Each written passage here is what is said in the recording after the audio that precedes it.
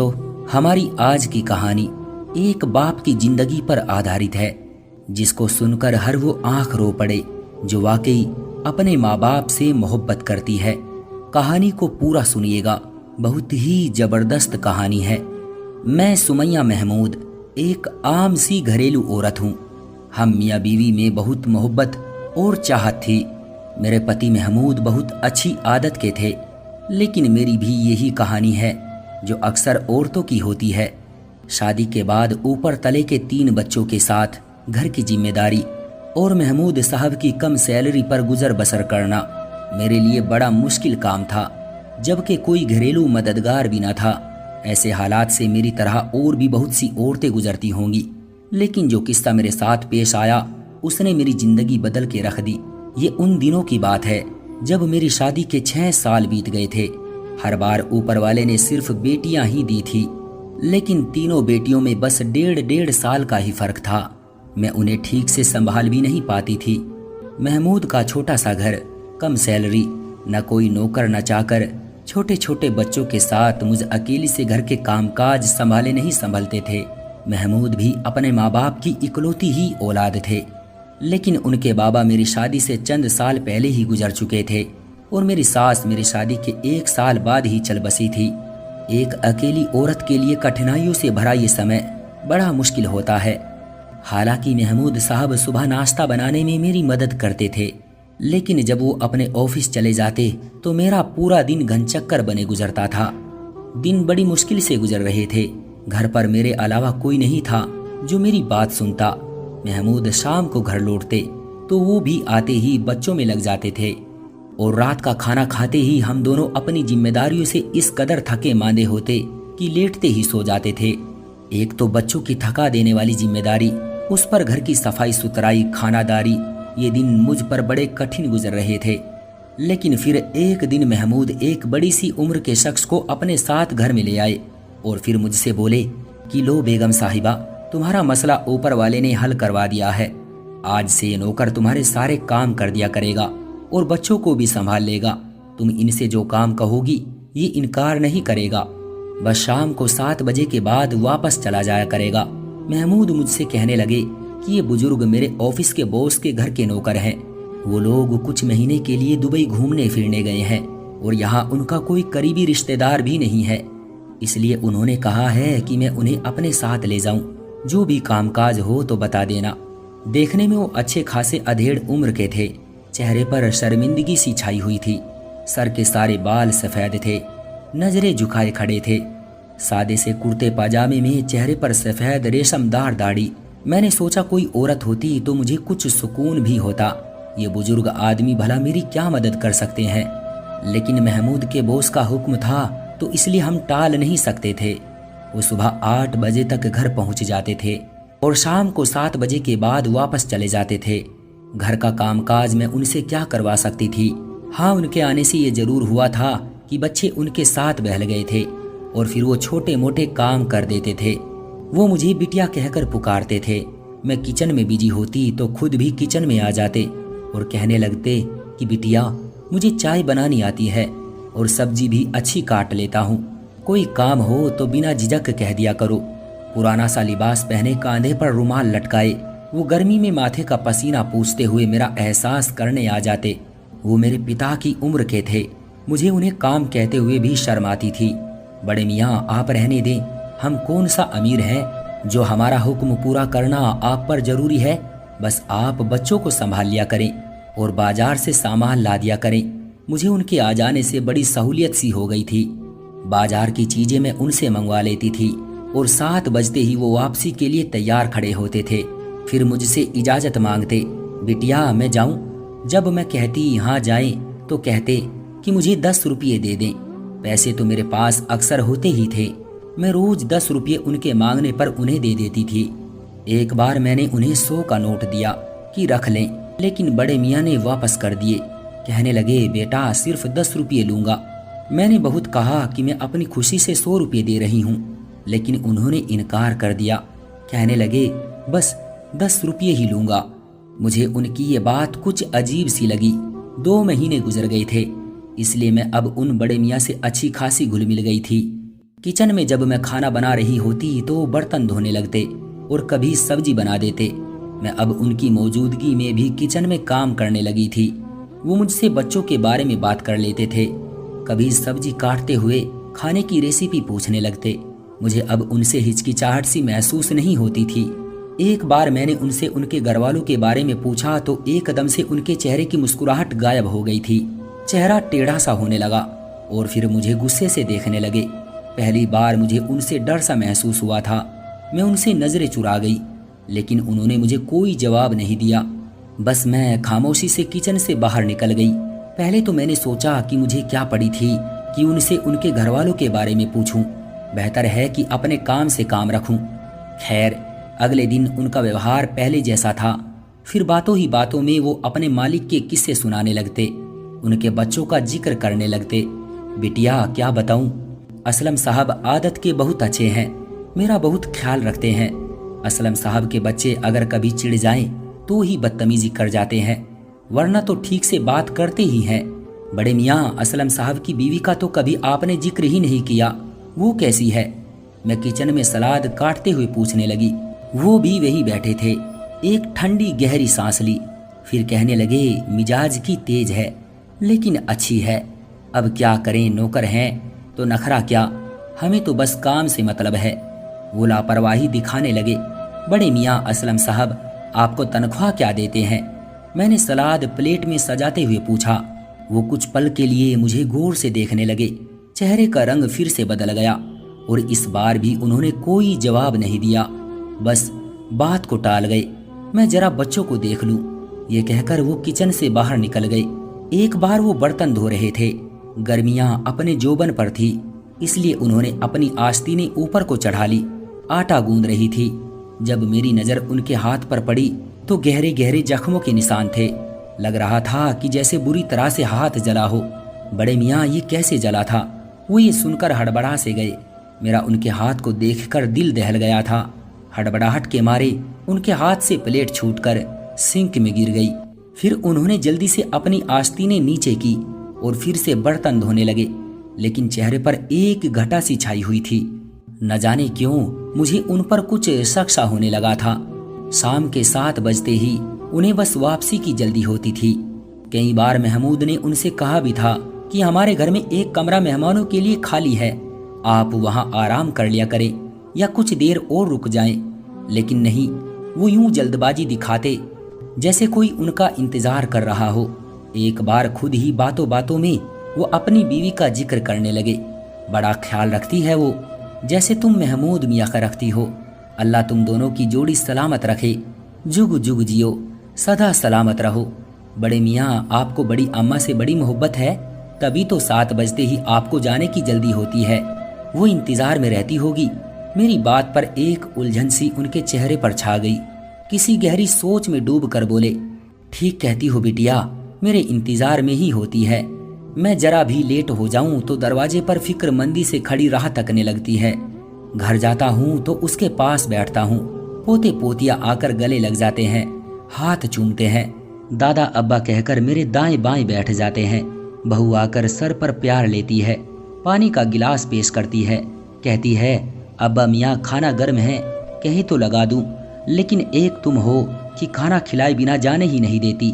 मुझे उसे रोज इनकार करते हुए शर्म आती है। वो मेरे सर पर हाथ रखते हुए बोले, जैसे कोई बेटी से लाड़ में कहता हो। फिर रात को बेटा घंटों टांगे दबाता रहता है। मैं कहता हूँ कि तुम खुद थके मांदे आते हो, फिर मुझे क्यों दबाने बैठ जाते हो?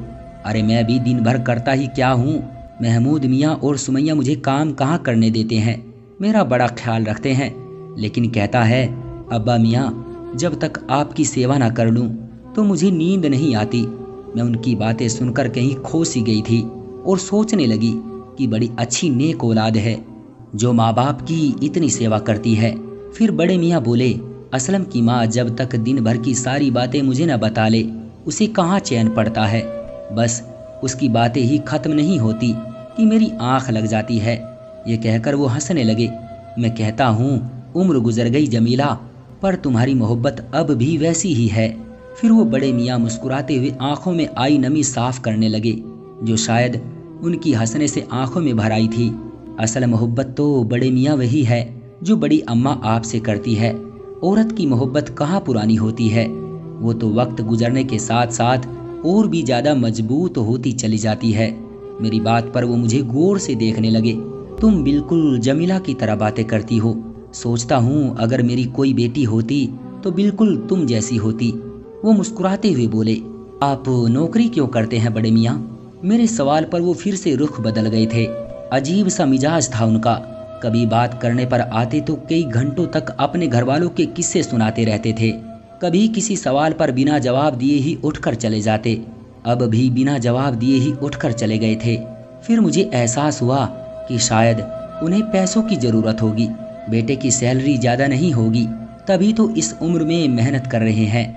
मैंने महमूद से कहा कि आपका बॉस बड़े मियाँ को महीने की सैलरी तो देता ही होगा, जिससे उसका गुजर बसर तो हो ही जाता होगा। लेकिन अब आपके बॉस यहाँ नहीं है तो बड़े मियाँ के घर वालों को खर्च में मुश्किल होती होगी। आप जो आसानी से दे सकते हैं उन्हें दे दिया करें। मेरी बात सुनकर महमूद ने जवाब दिया, वाह क्या लगता है सुमैया, मैंने कोशिश नहीं की होगी, लेकिन वो ले तब ना, हर बार इनकार कर देते हैं। कहते हैं बेटा सुमैया दे देती है, वही मेरे गुजारे के लिए काफ़ी है। महमूद की बात सुनकर इस बार मैंने ठान ली थी कि बड़े मियाँ से पूछूंगी जरूर कि 10 रुपये के नोट से आखिर होता क्या है। अगले रोज़ मैंने बड़े मियाँ को 10 का नोट देते हुए पूछ ही लिया कि 10 के नोट से उन्हें मिलता क्या है। इस बार वो खामोशी से बाहर नहीं गए थे, बल्कि मुझसे कहने लगे, मेरे घर आना और सब अपनी आंखों से देख लेना। अगले दिन जब मैं उनके घर गई तो मेरे पांव तले से जमीन निकल गई। मैं और महमूद दोनों ही बड़े मियाँ के साथ उनके घर गए थे। एक पुराना सा इलाका था, छोटी छोटी गलियां थी, तंग सा माहौल था। एक गली में दाखिल होते ही 2-4 घरों के बाद गली बंद थी। आखिरी मकान के सामने हम बड़े मियाँ के साथ खड़े हो गए, लेकिन दरवाज़ा बंद नहीं था, हल्के से धक्के से ही खुल गया था। मैंने और महमूद ने एक दूसरे को हैरत से देखा। फिर हम अंदर दाखिल हो गए। घर बिल्कुल वीरान था। घर के अंदर दाखिल होते ही बड़ा सा आंगन था और सामने 3 कमरे थे। हर कमरे के 2 लकड़ी के दरवाजे थे। आंगन में लगे पेड़ सूख चुके थे। हर चीज मिट्टी का ढेर थी। आंगन के एक कोने में एक कब्र देखकर मेरे पैरों तले से जमीन खिसक गई थी, जिसकी मिट्टी गिरी हुई थी। घर में कोई और मौजूद नहीं था, वीरानी का राज था। बड़े मियाँ की चारपाई भी उस कब्र के बाईं तरफ बिछी हुई थी। करीब ही मिट्टी का घड़ा रखा हुआ था और उस पर स्टील का गिलास जो उल्टा रखा था। बड़े मियाँ सबसे पहले उस कब्र पर गए। जमीला देखो तो सही, कौन आया है? अरे तुम्हें बताया तो था कि बिटिया आने की जिद कर रही है। बहाने बहाने से तुम सबका पूछती है, इसलिए इस बार साथ ले आया। मेरे कदम तो ये सब देखकर वही जम गए थे। महमूद की हालत भी मुझसे कुछ अलग न थी। बड़े मियाँ ने अपनी जेब से अगरबत्ती निकाली और माचिस से जलाकर कब्र पर लगा दी। फिर पलटकर हमें देखने लगे। तुम दोनों क्यों रुक गए? अरे आओ ना। तुम पूछती हो कि मैं 10 रुपये क्यों लेता हूँ। जमीला को अगरबत्ती की खुशबू बड़ी पसंद है, इसलिए उसके लिए ले आता हूँ। खुश हो जाती है बेचारी। चलो तुम्हें अपनी बहू से मिलवाता हूँ, बावर्ची खाने में होगी। वो मेरे लिए खाना तैयार करके रखती है कि अब्बा मियाँ को आते ही भूख लगी होगी। ये कहकर वो मेरे पास आए, मेरा हाथ थामकर अपने बावर्ची खाने में ले गए, जहाँ की हालत भी बाकी घर जैसी ही थी। खाली बावर्ची खाना था, चंद स्टील के बर्तन थे, वो भी मिट्टी से सने हुए। मुझे लगा शायद उनकी फैमिली किसी हादसे का शिकार हो गई है। सभी शायद दुनिया छोड़ चुके हैं, इसलिए ही बड़े मियाँ तन्हाई का शिकार हैं। उसी से बचने के लिए बिना सैलरी के काम करते हैं। फिर वो मुझे और महमूद को अपने बेटे के कमरे में ले गए। हालांकि कमरे में कोई नहीं था, लेकिन दीवार पर लगी तस्वीर देखकर महमूद और मेरे होश उड़ गए थे। खौफ की नज़र से हमने बड़े मियाँ को देखा था। तस्वीर में बड़े मियाँ अपने बेटे और बहू के साथ खड़े मुस्कुरा रहे थे। बेटा जवान 21-22 साल का लग रहा था और बहू शायद 19-20 साल की होगी। महमूद की आंखें फैली हुई थी। ये तो असलम सर है। महमूद ने तस्वीर के सामने उस नौजवान की तरफ उंगली उठाकर हैरत से कहा। उनके मुंह से ये सुनकर अब मैं सुन्न सी होकर रह गई थी। मैंने आज तक महमूद के बॉस को नहीं देखा था, बस जिक्र ही सुना था। बड़े मियाँ आप असलम सर के बाबा हैं? महमूद की आवाज़ हैरत के मारे कांपते हुए निकल रही थी। बड़े मियाँ की आंखों से आंसू जारी हो गए। नहीं बेटा, मैं तो उसका नौकर हूँ। अब वो फूट फूट कर रोने लगे थे। महमूद ने आगे बढ़कर उन्हें अपने साथ लगा लिया। अब वो महमूद के गले लगकर फूट फूट कर रो रहे थे। मेरी आंखें सब देखकर पथरा सी गई थी। मेरा घर-बार, मेरा सब कुछ बर्बाद हो गया है बेटा। मैं तो आज तक ये नहीं समझ पाया कि मेरा कसूर क्या था। मैंने तो हमेशा अपने माँ बाप की सेवा की थी। बेटे की अच्छी परवरिश की खातिर, उसे अच्छी शिक्षा दिलवाने की खातिर खुद पर नींद चैन सब हराम कर लिया था। शुरू से ही मैं रफ़ी साहब के घर नौकर था। उस वक्त मुझे रोज 10 रुपये तनख्वाह के मिलते थे। उससे मेरा घर अच्छा चल रहा था। मेरी ड्यूटी रात 8 बजे तक की थी। असलम छोटा था। मेरी बीवी पूरा दिन घर में मेरे माँ बाप की सेवा में गुजार देती थी। कभी इतनी हिम्मत भी नहीं कर पाई कि मेरी माँ के किसी काम को इनकार करती या मेरे बाप को आंख उठाकर देखती। बस सर झुकाए दिन रात सास ससुर की सेवा में गुजार दिए। मैं 9 बजे तक घर लौटता था। अपने बाबा की टांगे दबाकर माँ की दिल की बातें और शिकवे सुनकर बीवी के पास जाने की बारी आती थी। बस वही 1-2 घंटे की हमारी अपनी जिंदगी थी। हम हंसते थे, बातें करते थे। असलम की पैदाइश के बाद हमने खुद को पूरी तरह से बदल लिया था। हमने सोचा कि हम तो शिक्षा से अनपढ़ हैं, इसलिए लोगों की नौकरी करके उनके झूठे खाने खाने पर मजबूर हैं। बेटा पढ़ लिख जाएगा तो हमारे भी दिन बदल जाएंगे। वक्त आगे बढ़ता रहा। मेरे माँ बाप भी एक के बाद एक दुनिया से चले गए। कब मैंने बाप की चारपाई संभाली और कब जमीला ने अम्मा की जगह ले ली, कभी खबर भी ना हुई। हमारे स्याहबाल, खूबसूरत जवानी, असलम की परवरिश और ख्वाहिशात के सामान इकट्ठे करते करते बुढ़ापे की दहलीज पर पहुंच गई। असलम अब नौकरी पर लग चुका था। मैंने अपने सेठ रफ़ी साहब से कहकर असलम की उनके ऑफिस में नौकरी लगवा दी। वो भी मेरी बात मान गए, क्योंकि मैंने सारी जवानी उनके घर की सेवा में गुजारी थी। बस रोज के 10 रुपये की सैलरी पर बाकी वो अपने घर का बचा खाना और झूठे कपड़े दे देते थे, जिन्हें पहन पहन कर मैंने और जमीला ने वक्त गुजारा था। रफ़ी साहब की एक ही बेटी थी, गुलनाज, इकलौती थी, इसलिए घमंडी और बदतमीज भी थी। मुझे तो नौकर कहकर पुकारती थी, लेकिन बहरहाल जब मैं नौकर था तो नखरे क्या दिखाता। बात यहीं तक रहती तो तकलीफ न देती। असलम की सैलरी अच्छी लग गई थी। मैंने सोचा अब हम दोनों बुढ़े बुढ़िया के भी दिन बदल जाएंगे। मैं भी अब नौकरी छोड़कर घर बैठ जाऊंगा। जो वक्त जवानी में बीवी को दे नहीं पाया वो हम दोनों बुढ़ापे में साथ गुजार लेंगे। सोच तो यही थी कि जैसी सेवा जमीला ने मेरे माँ बाप की है, बहू भी वैसे ही हमारी भी करेगी। असलम की पहली सैलरी मिलने पर मैंने रफ़ी साहब से कहा कि मुझे अब नौकरी से छुट्टी चाहिए। वो भी खुशी से मान गए। चंद महीने घर पर रहकर ही गुजारे थे कि एक दिन रफ़ी साहब मेरे घर आए और गुलनाज के लिए असलम का रिश्ता मांगा। मैं तो हैरान रह गया, कहाँ असलम और कहाँ गुलनाज। असलम खूबसूरत था और मेहनती भी था। रफ़ी साहब को और क्या चाहिए था। सारी जिंदगी मेरी तो गुलामी में गुजर गई थी, अब उन्हें असलम की गुलामी चाहिए थी। गुलनाज बेटी अगर किसी दूसरे घर विदा होकर जाती तो 4 दिन ना रह पाती, इसलिए असलम को फंसा लिया और मेरा बेटा भी दौलत देखकर हवा में उड़ने लगा। मेरे लाख समझाने पर भी गुल से शादी पर वो डटा रहा। बहरहाल मुझे ही आखिर में बेटे की ख्वाहिश के सामने सर झुकाना पड़ा। गुलनाज चंद दिन ही हमारे घर की जीनत बनी, फिर असलम को भी अपने साथ ले गई। जमीला बहुत रोई थी, लेकिन मैंने उसे समझाया कि बेटे की अपनी जिंदगी है, उसे गुजारने दो। वो कहने लगी कि मैंने भी तो अपनी जवानी अपनी ख्वाहिशात पर मिट्टी डालकर असलम की ख्वाहिशात को पूरा करने में उम्र गुजार दी। क्या ये दिन देखने के लिए? मैंने कहा वो हमारा फर्ज था। वो रोने लगी, कहने लगी उसका कोई फर्ज नहीं है। मैंने उसे बहुत बहलाया, लेकिन वो बीमार रहने लगी थी और असलम पहले पहले तो हफ्ते में 1 बार शक्ल दिखा जाता था। घर के खर्चे के लिए पैसे भी दे जाता था, लेकिन फिर उसका आना जाना कम हो गया। मैंने जब देखा कि बेटा अब खर्चा भी नहीं देता तो किसी और घर में नौकरी कर ली। जमीला की जवानी भी मेरा इंतजार करते करते गुजरी थी और बुढ़ापा भी इंतजार की नजर हो गया। मुझे अगर जरा देर हो जाती तो दरवाजे की दहलीज पर खड़ी मेरा इंतजार करती रहती थी और यही इंतजार उसे एक दिन कब्र में ले गया। मैं अकेला रह गया। मुझे अपने घर से बड़ा प्यार था, इसलिए मैंने जमीला को कहीं नहीं जाने दिया और यहीं इसी आंगन की कच्ची जमीन में दफना दिया। असलम मुझे जबरदस्ती अपने साथ ले गया। मैं दिन वहाँ गुजार लेता था, लेकिन रात को मुझे लगता था कि जमीला अकेली है, इसलिए वापस घर पर ही रात गुजारता था। गुल ने तो कभी मुझे अपना बाप समझा ही नहीं, आज तक मुझे नौकर कहकर पुकारती है। असलम अब भी उसके एहसानों के हाथ तले दबा हुआ है, इसलिए कुछ नहीं कहता। बच्चे भी माँ के नक्शे कदम पर चल निकले हैं, इसलिए मेरी हैसियत उस घर में वही है जो पहले होती थी। अब भी मैं वहाँ नौकरी करता हूँ, बस फर्क ये है कि अब रफ़ी साहब के बजाय 10 रुपये नौकरी के गुल से बड़े हक से मांगता हूँ, क्योंकि वो मेरी मेहनत की कमाई होती है। जमीला को अगरबत्ती की खुशबू बहुत पसंद है, इसलिए 10 रुपये की अगरबत्ती ले आता हूँ।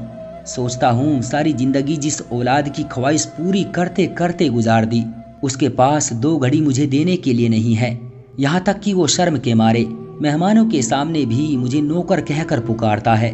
मुझे दुख नहीं होता, क्योंकि जिंदगी नौकरी करते ही गुजरी है, फिर नौकर कहलाने में कहाँ की शर्म। अब जमीला को वक्त देने का वक्त आया तो उसका वक्त पूरा हो चुका है, लेकिन फिर भी उसके पास बैठता हूँ, बातें करता हूँ। अपनी जिंदगी से कोई शिकायत नहीं मुझे। बड़े मियाँ की बातें हम दोनों मियाँ बीवी ने आंसू बहाते हुए सुनी थी। रो रो कर मेरी हिचकी बंध गई थी। ये कैसा जुल्म था और कैसी अंधेर नगरी थी। इतने बड़े घर में नौकरों की कौन सी कमी थी जो एक ससुर की सेवा नहीं की जा सकती थी। दोस्तों, ये कहानी कोई नई नहीं है, बहुत से घरों में यही तो हो रहा है। कई माँ बाप के साथ औलाद ऐसे ही जालिमों की तरह सलूक करती है। तो दोस्तों, उम्मीद करते हैं हमारी आज की कहानी भी आपको पसंद आई होगी। आपका क्या कहना है इस कहानी के बारे में, कमेंट करके हमें ज़रूर बताएं। वीडियो को लाइक कर दीजिए और इसी तरह की कहानियाँ लगातार देखने के लिए चैनल को सब्सक्राइब करके घंटी को दबाकर ऑल पर सेट कर लीजिए, ताकि आने वाली वीडियो का नोटिफिकेशन आपके पास तुरंत पहुँचे। मैं मिलता हूँ आपसे अगली वीडियो में, तब तक के लिए धन्यवाद।